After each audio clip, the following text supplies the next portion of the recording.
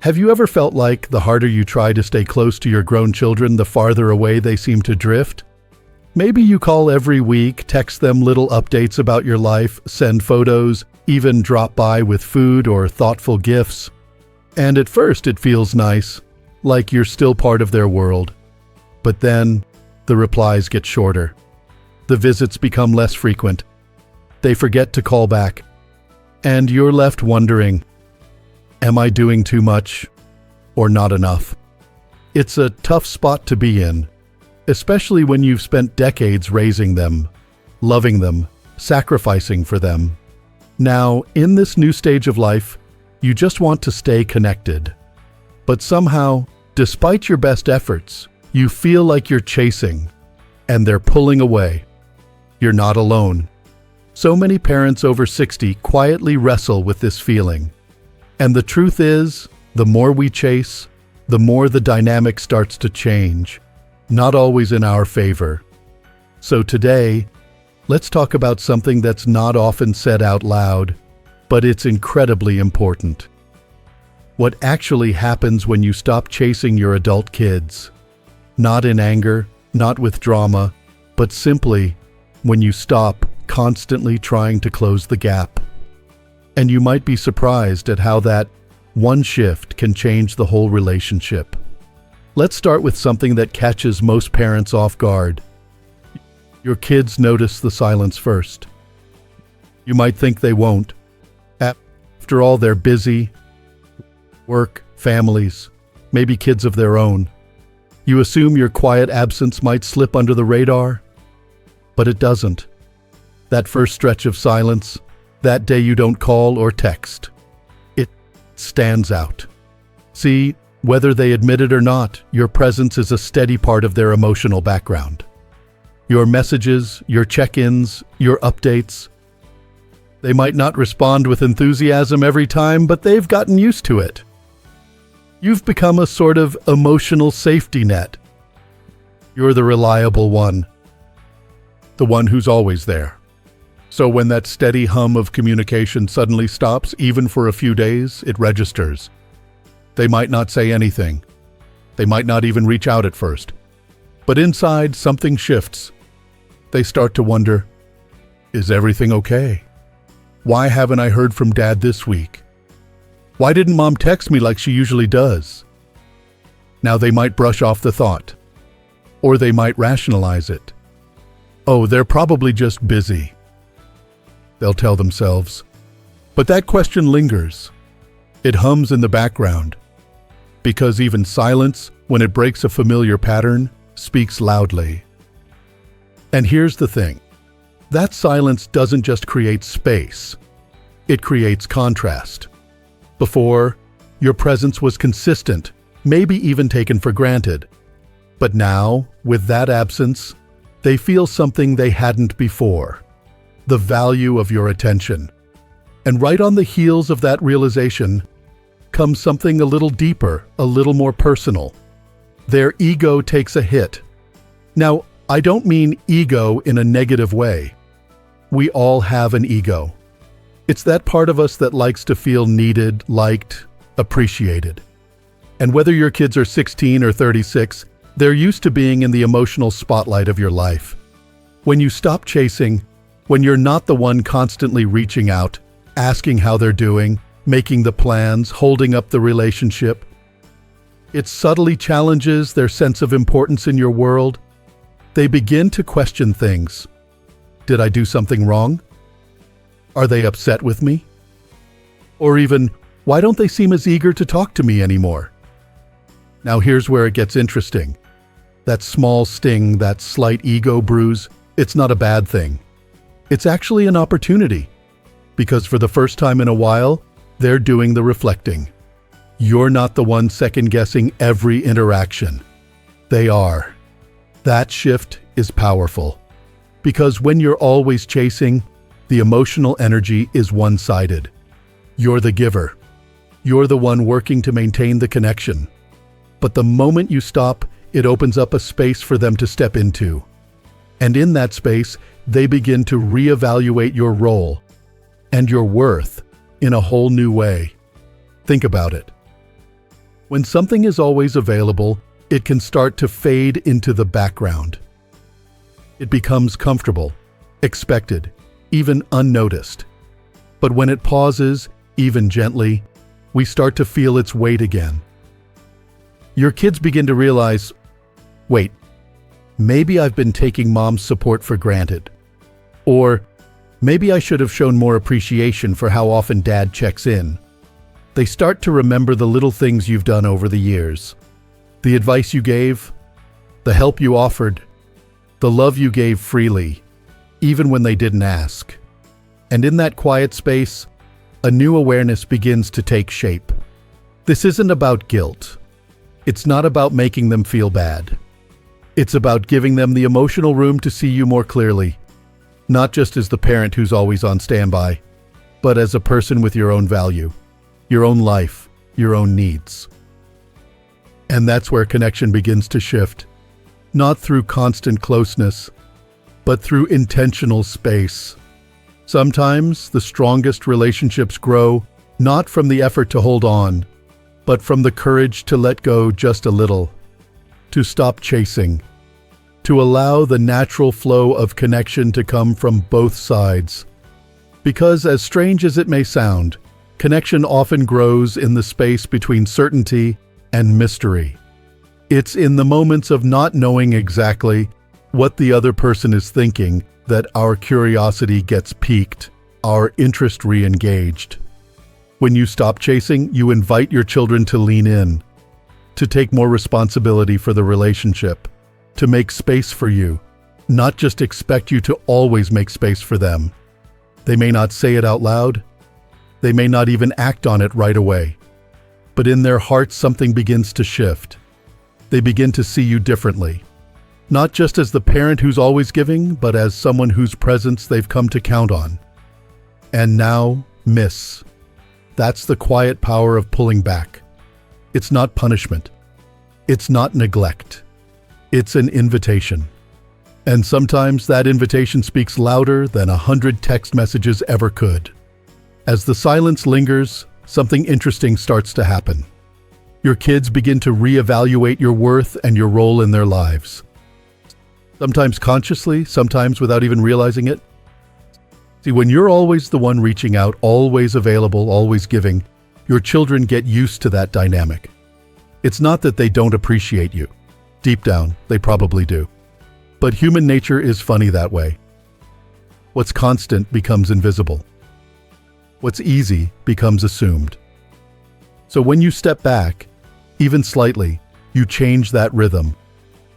You're no longer the automatic yes to every call, every favor, every "Mom, can you babysit?" or "Dad, can you help me with this?" Now there's space. And in that space, your kids have to stop and think, what does Mom mean to me when she's not constantly checking in? What kind of father has Dad been all these years? And how much of that have I overlooked? That pause, that stillness, is powerful. It shifts how they see you. They begin to notice what you bring to their lives beyond the everyday routines. Maybe it's the emotional steadiness you've always offered. Maybe it's your quiet wisdom or your humor or the way you've shown up through every rough season. When you were constantly available, those qualities blended into the background. But now, with your presence less constant, they start to see the outline of who you really are and how much that has meant to them all along. And here's something many older parents don't realize, that reevaluation can actually deepen your relationship. It helps your kids grow out of that old parent-child pattern and begin to see you as a full human being, someone with boundaries, choices, and a life of your own. That's healthy. It's part of what makes the bond more mature, more equal, more real. Now, at this stage, something else begins to unfold. Something both subtle and beautiful. Connection starts to grow in the space of uncertainty. Let's talk about that for a moment.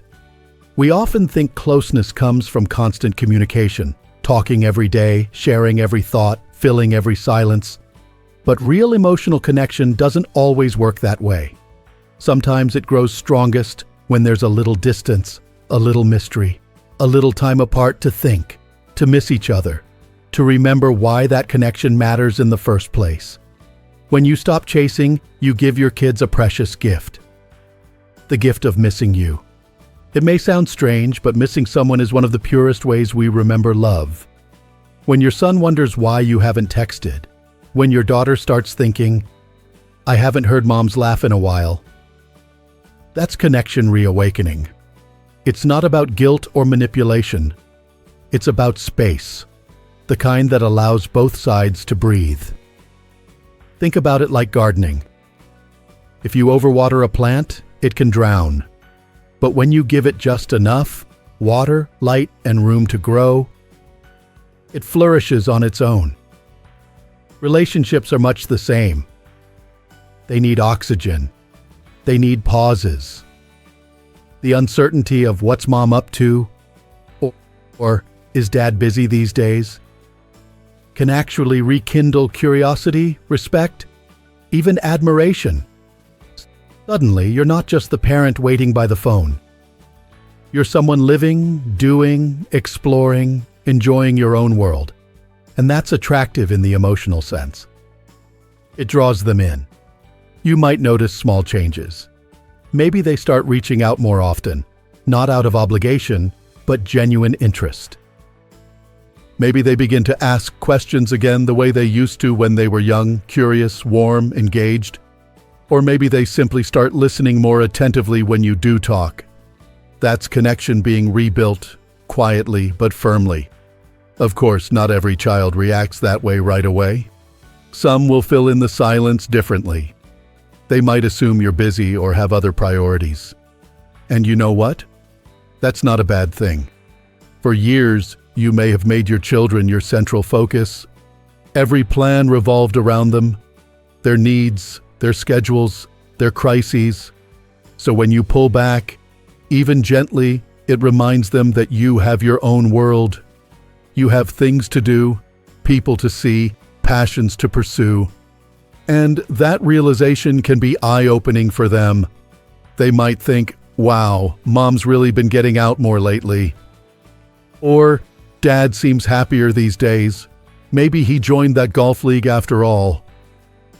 And while they may not say it, that small assumption shifts the energy of your relationship. You go from being the parent who's waiting to the parent who's living. It's subtle but profound. This is where the control of the dynamic begins to shift. When you were doing all the chasing, all the calling, texting, planning, reminding, your kids were in control of the emotional tempo. They could respond or not. They could engage when it suited them because they knew you'd always be there to reach out again. But when you stop doing that, when you stop reacting to every delay, stop initiating every conversation, the power begins to balance out. You're no longer the one trying to maintain the connection single-handedly. You've reclaimed your role as an equal participant, not just a pursuer. And this shift is healthy for both sides. It teaches your children that relationships, even with parents, are a two-way street. It also shows them what emotional maturity looks like. Calm, steady, confident presence without neediness. There's a quiet dignity in not chasing, in being okay with space, in trusting that love doesn't disappear just because there's silence. Sometimes your kids will sense that change and naturally step up. They'll begin to initiate more, to call, to visit, to ask how you're doing. They might even surprise you with how much they want to reconnect, once they sense that emotional steadiness in you. Other times, it might take longer, and that's okay too. The important thing is that you've stopped giving all your energy away. You've stopped trying to fill every silence, to fix every emotional gap. You're no longer chasing, you're allowing. That's where balance lives, and where deeper connection can truly start to grow. Because when you hold your ground with grace, when you stay loving but centered, your kids begin to meet you there. They begin to see that your attention isn't a given, it's a gift. And like any gift, it carries more meaning when it's not taken for granted.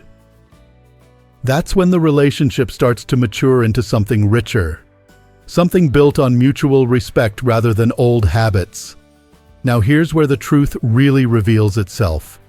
When you stop chasing, when you step back with calm, with care, and with confidence, something always happens. Your kids either move closer or they pull away. And I know that can sound like a heavy thing to hear. It's not easy to imagine your own children distancing themselves. But in reality, this moment is less about loss and more about clarity. See, for years, many parents fall into the trap of holding the relationship together with sheer effort. They make the calls. They do the driving. They plan the holidays. They give and give some more. But somewhere along the way, that effort becomes one-sided. And here's the thing. Love shouldn't be one-sided. Not even between a parent and child. So when you stop chasing, you give your kids a chance to show you what the connection really means to them. Some of them, the ones who maybe just got a little too comfortable, too distracted, or even too independent, will begin to notice what they've been missing. They'll lean in. They'll start initiating. They'll send the texts, make the visits, ask how you're doing, because they want to. Not because you reminded them. Not because you pressured them. But because they feel the absence and realize it matters. That's a beautiful moment. Because when your kids choose to come closer, when they reach out on their own, that's when you know. The connection is real. The love is strong. The bond is mutual. And that's the kind of relationship worth nurturing. Not through chasing, but through shared effort, shared care, and shared respect. But what if they don't come closer? What if, when you step back, they step further away? It happens. And if that's your experience, I want to say this gently, but clearly. That's not your failure. It doesn't mean you were a bad parent. It doesn't mean you weren't enough. It simply means that for now, the relationship is not in a place where effort from one side can sustain it. That truth can hurt. It can leave a lump in your throat. But it also sets you free. Free from wondering. Free from chasing something that isn't being returned. Free from tying your worth to how often your phone rings or how many holidays your kids show up for. You've done your part. You've shown up. You've loved. You've cared. And now you've let go with grace. And that, my friend, is strength. You've chosen not to pour from an empty cup.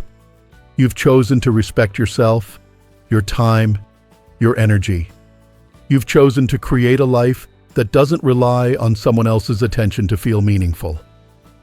And whether your children step back in or not, you keep living. You keep growing. You keep discovering new parts of yourself. You invest in friendships, in passions, in peace. Because after 60, you're not fading. You're just beginning a new chapter. One where your love is still open, but your boundaries are strong. One where your door is still open, but your self-worth doesn't wait by it. And when you live from that place, something powerful happens. The people who really see you will want to be near you. Not because you chased them, but because they feel drawn to your calm, your kindness, your quiet confidence. That includes your kids. That includes new friends. That includes maybe even parts of yourself you thought were long forgotten. You become magnetic, not from trying, but from being. So if you're watching this and thinking, I've been trying so hard for so long, maybe it's time I step back. I want to tell you, yes, step back. Not in anger, not in bitterness, but in wisdom. Let your kids come to you. Let them feel your absence. Let them rediscover what your presence means. And in the meantime, live fully. Smile often. Rest well. Surround yourself with people and things that feed your soul. You deserve that. Your love has never been the problem. Your devotion has never been the issue. But your peace matters too. And you don't have to keep proving your love by overextending yourself, You are enough, even in silence. You are valuable, even when you're not needed in every moment. And if your children eventually feel that and come back to you with open arms, what a beautiful reunion that will be. And if they don't, you've still honored yourself in a way that leaves no regrets. So here's to you, the parent who gave it their all, who still has love to give, and who now chooses to give it wisely. You don't have to chase to be loved. You don't have to chase to matter. Sometimes the most powerful move you can make is to stop moving first. And in that stillness, you'll find the people and the peace that were meant for you all along. Thank you for watching. I'd love to hear from you in the comments. Have you ever experienced this shift with your kids? Did things improve when you stopped chasing? Or are you still in that space of wondering what to do next? Let's talk about it, because you're not alone in this. And sometimes just sharing your story can help someone else take a deep breath and do the same. If this video spoke to you, please consider giving it a thumbs up and subscribing to Strong Elderly Life, where we talk about real things: love, loss, wisdom, and living with purpose after 60. Here's to living your best life, with strength, with clarity, and with love.